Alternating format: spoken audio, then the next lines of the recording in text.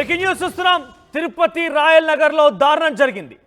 జయలక్ష్మి అనే మహిళను దారుణంగా చంపేశాడు దుండగుడు.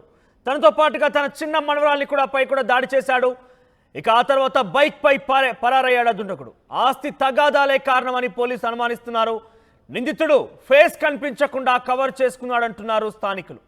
కేసు నమోదు చేసుకొని ప్రస్తుతం పోలీసులు దర్యాప్తు చేస్తున్నారు. త్వరలోనే ఈ మిస్టరీని ఛేదిస్తామంటూ కూడా పోలీసులు వెల్లడిస్తున్నారు.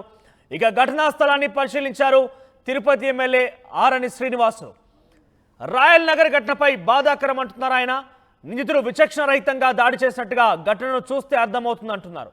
నిందితుడిని వెంటనే అరెస్ట్ చేయాలని, ఇలాంటి ఘటనలు పునరావృతం కాకుండా చూడాలన్నారు ఎమ్మెల్యే. సో మొత్తం మీద తిరుపతిలో ఒక్కసారిగా కలకలం రేపిందని చెప్పొచ్చు. రాయల్ నగర్లో జయలక్ష్మి అనే మహిళలతో పాటుగా తన చిన్న మనవరాల్ని కూడా దాడి చేసి విచక్షణ రహితంగా దాడి చేసి చంపేశాడు దుండగుడు. వెంటనే బైక్ పై పరారయ్యాడు. సో ఇక స్థానికులు చెప్తున్న వివరాల ప్రకారంగా ఆయన ఆ దుండగుడు తన మొహం కలబడకుండా కవర్ చేసుకున్నారంటూ కూడా చెప్తున్నారు. సో మొత్తం మీద కేసు నమోదు చేసుకున్నారు. అక్కడికి ఎమ్మెల్యే ఆరణి శ్రీనివాస్ కూడా చేరుకున్నారు. ఆ దృశ్యాలను కూడా చూశారు. ఇటువంటి ఘటన పునరావృతం కాకుండా వెంటనే ఆ వ్యక్తిని గుర్తించి అరెస్ట్ చేయాలంటగా చెప్తున్నారు. అయితే పోలీసులు ఇవి ఆస్తి తగాదాలకు సంబంధించిన అంశాలంటూ కూడా అనుమానిస్తున్నారు.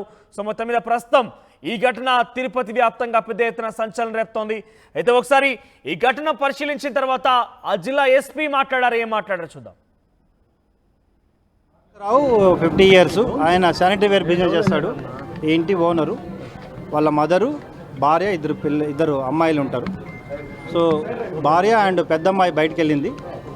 చిన్నమ్మాయి తర్వాత మదరు పైన ఉన్నారు. సెకండ్ ఫ్లోర్లో మదరు, ఫస్ట్ ఫ్లోర్లో పాప ఉంది, చిన్న పాప. ఒక సస్పెక్టెడ్ పర్సన్ పైకి వెళ్ళి వాళ్ళ అమ్మని స్మదర్ చేసి చంపడం జరిగింది. అదే ముసలామె 70 years లేడీని చంపడం జరిగింది. అట్ ద సేమ్ టైం చిన్న పాపకి ఇంజరీ చేయడం జరిగింది.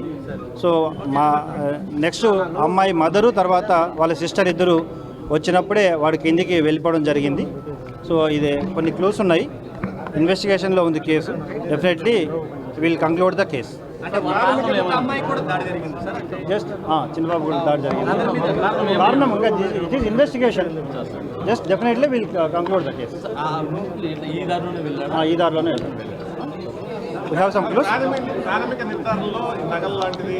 ఏం లేవు, అలాంటివి ఏం లేదు. ఎటువంటి పెద్ద అమ్మాయి యొక్క మెడలో ఉన్న గొలుసులు కానీ ఏవి తీసుకెళ్ళలేదు.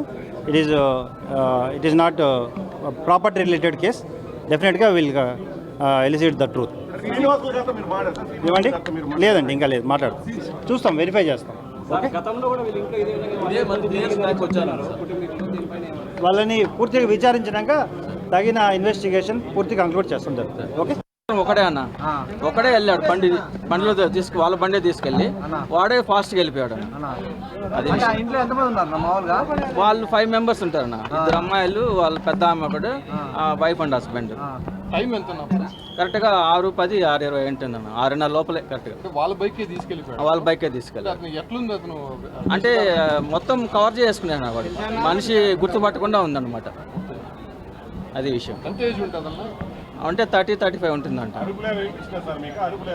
అప్పుడు వాళ్ళు వెళ్ళినాక మాకు అరుపులు, వీళ్ళు పైకి వెళ్ళారు బీగం తీసుకొని. అంటే అప్పటికే ఇన్సిడెంట్ జరిగినట్టుంది. దాన్ని చూసి వీళ్ళు భయపడే ఓ నడిచే కొద్దికి నేను అక్కడికి వెళ్ళాను. అక్కడికి వెళ్ళే కొద్దికి అప్పటికే వాళ్ళు బీగాలు తీసుకుని వాడు దిగుతున్నాడు ఫాస్ట్గా. అప్పుడు కూడా వాళ్ళు దొంగ అనలేదు, కానీ కీస్ అంటున్నారే కానీ దొంగ అనలే వాళ్ళు. కింద గేట్ లాక్ వేస్తున్నారు. ఎవరు సార్? అదే 30-35లో ఉన్నాడు సార్. యంగేజే, పెద్ద ఏజ్ కాదు. వాళ్ళ బండే సార్. అసలు వచ్చింది ఎట్లా వచ్చాడు? వచ్చింది మనం చూడలే కదా సార్, వెళ్ళింది మాత్రం చూసాం అంతే కదా. వీళ్ళు మామూలుగా రెగ్యులర్ లాక్ వేసుకుని పైకి వెళ్ళారు. ఇక తిరుపతిలో జరిగిన ఈ ఘటనపై ఆరణి శ్రీనివాస్ కూడా పరిశీలించారు. అక్కడ పరిశీలించిన తర్వాత ఇక్కడ చాలా క్లియర్గా విచక్షణ రహితంగా దాడి. చాలా బాధాకరమైన విషయం. ఇక్కడ తిరుపతి నడిబొడ్డులో ఇటువంటి ఘటన ఈ టైంలో దారుణ హత్య చేయడం, దీని వెనకల ఏదుందో బాధ్యులు దాన్ని శిక్షిస్తారు. ఎందుకు జరిగిందో ఇప్పటికిప్పుడు ఏం చెప్పలేని పరిస్థితిలో ఉన్నారు.